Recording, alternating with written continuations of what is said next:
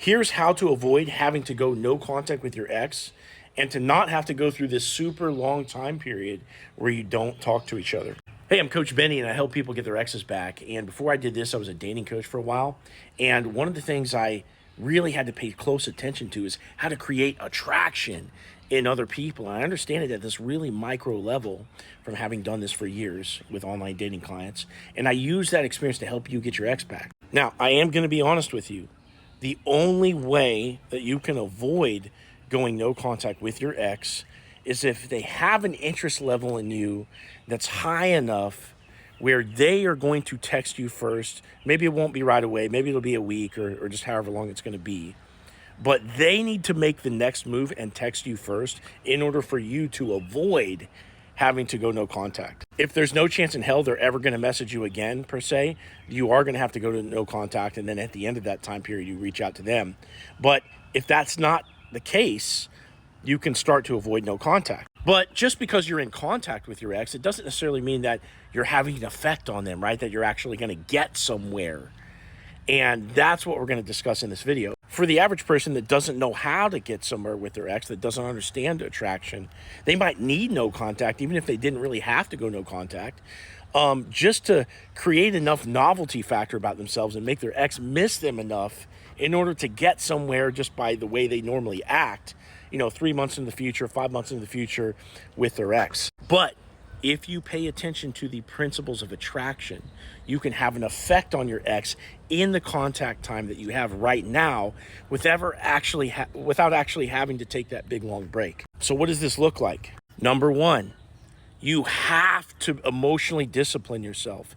If you cannot resist asking about the relationship, asking them if they're talking to other guys or other girls, or trying to talk out your problems and have a direct pursuance of the relationship itself and the commitment, this will not work at all. And you're going to have to go through no contact. So you need to be getting on top of anxiety, reading the book, The Power of Now, getting into meditation, yoga, learning how to become Zen, learning how to become unfazed, emotionally disciplined, and extremely unreactive, because you're going to be triggered by the loss of this person, who's now acting single right in front of your face, and then you're staying in contact with him. If you cannot do that, you need no contact, okay? But, if you're strong enough, you can pull this off. Now, the second thing is you're going to need to not accept friendship in your mind. If you start thinking of your ex as like a friend, hey, we're just going to talk as friends.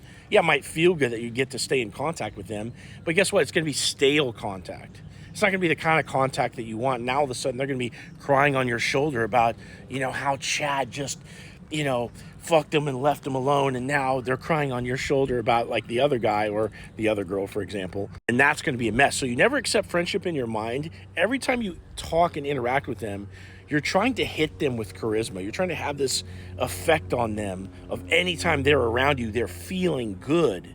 Okay. And you're trying to pepper them with charisma. Now, the third thing is you need to have fun with them. You need to, every single time you're talking, you need to have some normal conversation, but it should be a dance between normal conversation and playfulness. So, hey, how was your day? Oh, yeah, I ate cereal for breakfast. Oh, what kind of cereal? Hopefully nobody pissed in it, blah, blah, ha, ha, right? It is this dance between normal conversation and playfulness, and that's what keeps the energy in there. So every time they come to you, they're having fun, and that gives them a reason to keep coming back for more. It's not oh hum. Now, if you keep this up, your ex might get turned off by the fact that you're hitting them with charisma. They might say, whoa, whoa, whoa, I thought we were just friends here. This is feeling too weird. Like, I don't think that we should do this anymore. And then you just say, hey, no worries, cool. And that's when you go back into no contact and you wait for them to make the next move.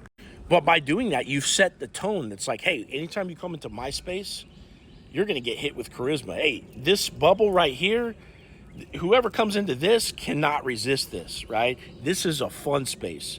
People that come here like this, okay? So if they come back and they message you again, they should expect to kind of fall into your web, of attraction. And that's the tone that you want to set. So if you can be emotionally disciplined, if you cannot treat it as a friendship paradigm in your head, if you can keep it fun, and you're super, super patient, which is the last thing, you can ultimately pull off getting them back as long as you do what I said, as long as you don't push for the relationship, etc.